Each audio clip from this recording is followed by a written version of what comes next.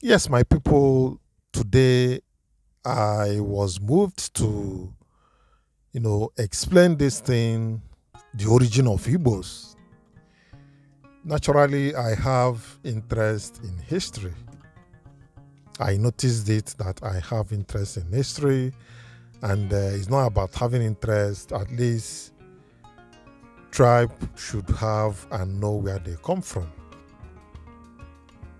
Yes, I noticed that so many people of Igbo origin, they don't know and they don't care to know their origin. And some of these other tribes are using it to, castigate Igbos, some of us that don't care to know, and thereby giving false stories and so many things against the Igbos. Some are even saying that the Igbos are from Benin. I will come to that. I will explain that of Igbos from Benin. But I imagine how a large tribe like this of Igbo origin will come from Benin. As a tribe, as in coming from Benin. Igbos are more versatile. They are all over the world. I wonder how they can come from Benin. But I'm going to explain all these things in this video so that it will be very clear. Let me even tell us, if you bring all the tribes of Igbos, as in all the people of Igbo origin all over the world together, the number and the population you have may be even bigger than so many tribes that feel that they are bigger, because we travel all over the world. Yes, research has that Igbos travel all over the world and they do businesses all over the world. Some people will be saying, yeah, Igbos will go, Igbos should go, blah, blah, blah, blah, blah. What kind of nonsense talk is that? A white man in a foreign land can never chase you away. If you are an investor, you carry money and come to his place to develop his place, he cannot open his mouth and say you should go. We can only see this kind of a thing in some places in Africa. Igbos goes out with their money. They come to your place, they build the best houses in your place. Then some people still have the mind to say that Igbos will go. I laugh.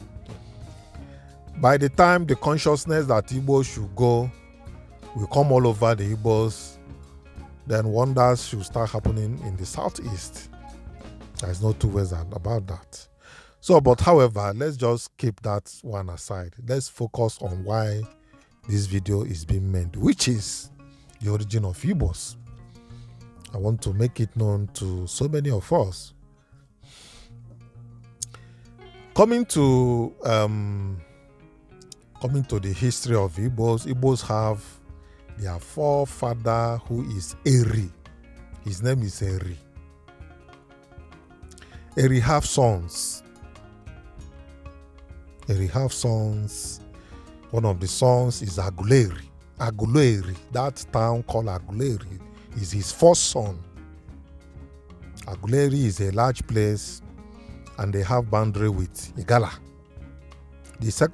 Another son of Eri is Ata of Igala.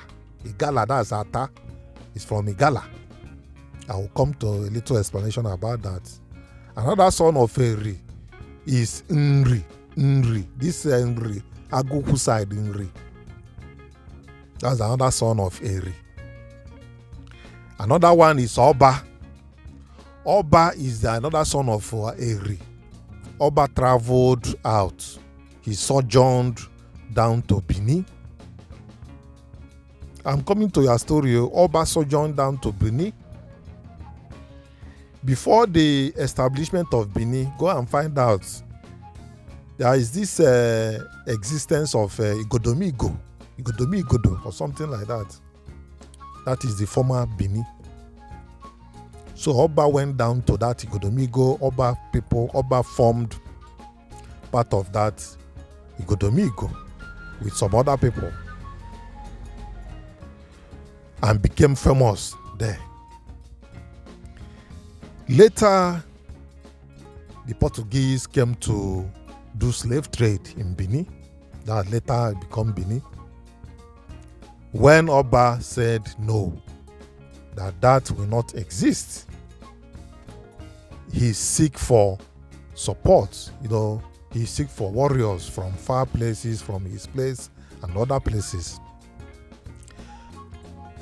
Oba came down and requested for people. He got people from a town called Abagana. Abagana is the headquarters of Njikoka. And the person he got, one of the persons he got from Abagana is Chime. Though this particular link is yet to be substantiated, but that is the story. He got somebody from go and ask Orofia in Abagana. Orofia in Abagana has a head called Chime up to today. The head is a chieftaincy title, is Chime. Then, Chime sojourned down to Benin to assist Oba to fight the white people. Chime is a warrior. Orofia is from Ohofia in Abia State, and they are warriors. Getting down to Benin, they have to fight, and they won those people. Then they decided, Oba of Benin decided to give him a place to stay in that Benin axis. Oba stayed. Oba did not want to stay actually, but he was convinced to stay.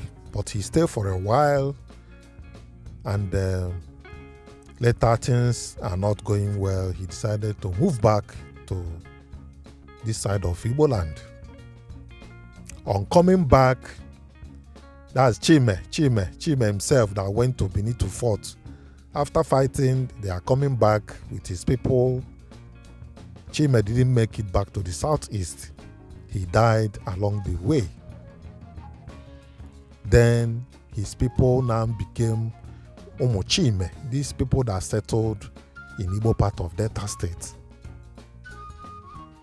The Iselukus, Onichuku, Onichubo, Onitsha, this Onitsha, present Onitsha, and some of his people crossed over to Onitsha, and they have to fight another war in Onitsha to shift the Oze people.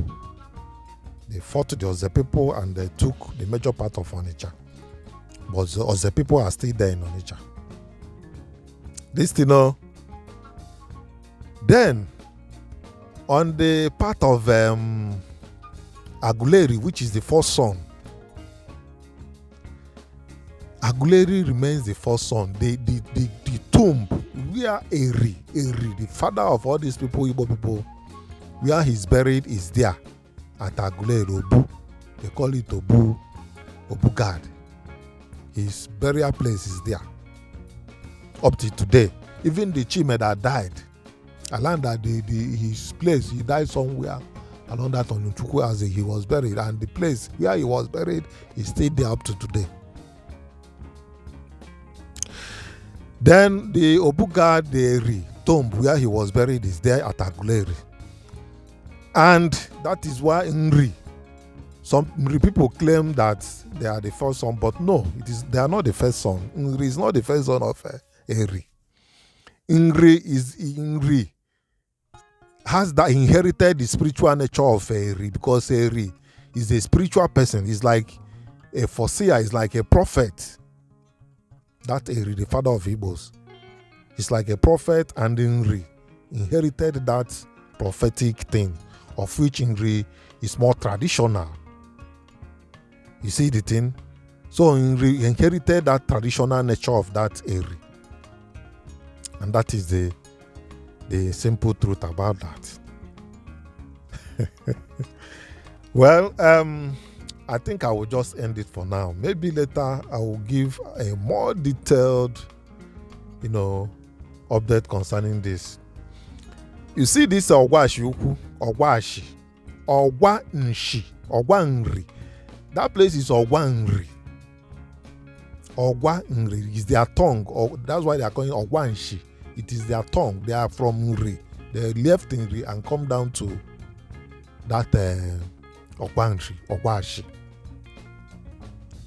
There are so many histories attached to that. Ibuzo is Igbo people that sojourn from, some people move from southeast to move down to Ibuzo. Igbo Nonuzo. You see? So don't let anybody deceive you. Don't let anybody deceive you. This is the simple explanation of how the Bini and the Bini connection of Igbo people, because some people will tell you that they are from Bini. And if you watch Bini language, there are some similarities. Edo language, that's Bini. Some similarities with Igbo language. Of course, that of Igbo in Delta, their own language is very clear. The only way you can identify people's origin is from their language. There is nothing else. Dressing is part of it, but you cannot leave language. You can leave dressing to some extent, but language, you cannot leave your language. There must be traces of it, even if it's adulterated. There are some traces. Then that of Ata in Igala, one of the sons of Eri. Ata went down to Igala side. In fact, I learned that the Ata was like, somebody that likes that kind of. He's into a kind of life. He lives life so much that he neglected some things, and some of his brothers wanted to deal with him, and Ata has to leave that Aguleri side where his father is and move down to Igala and started bearing children that place. You see? So don't let anybody deceive you into something that they don't know. This is the truth about it, but I have taken it upon myself. I will be giving you clarifications and more details about these things, about these histories. I promise you that if you have any question you ask, I will pen it down and I will clarify it as much as I know. And I'm sure that I will bring another update concerning this history. Thank you. Until I come your way next time, I'm Stitching and doing present. I say bye for now.